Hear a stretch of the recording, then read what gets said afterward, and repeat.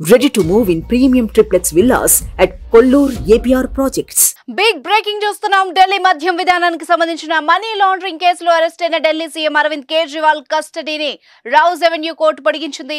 ఈ కేసులో 15 రోజుల జ్యుడిషియల్ కస్టడీ విధిస్తూ కోర్టు ఉత్తర్వులు వెలువరించింది.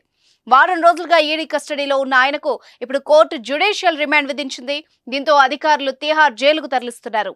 సీఎం హోదాలో తిహార్ జైలుకు వెళ్తున్న మొదటి సీఎంగా కేజ్రీవాల్ నిలిచారు. ఈ కేసులో కేజ్రీవాల్ మార్చి 21వ తేదీన ఈడీ అధికారులు అరెస్ట్ చేసిన విషయం తెలిసిందే. అనంతరం ఆయన కోర్టులో హాజరుపరచగా తొలుత 7 రోజులు, ఆ తర్వాత 4 రోజుల పాటు ఈడీ కస్టడీకి న్యాయస్థానం అప్పగించింది. సోమవారంతో ఆ కస్టడీ ముగియడంతో కేజ్రీవాల్ ను సోమవారం కోర్టులో హాజరుపరిచారు.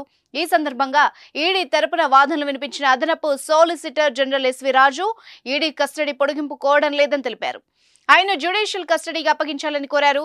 దీంతో ఆయన కోర్టు 15 రోజుల పాటు జ్యుడిషియల్ కస్టడీని కోర్టు మరోసారి పొడిగించింది.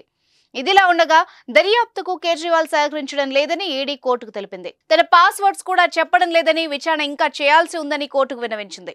ఈడీ వాదనలు విన్న కోర్టు 15 రోజుల పాటు కస్టడీ విధించింది.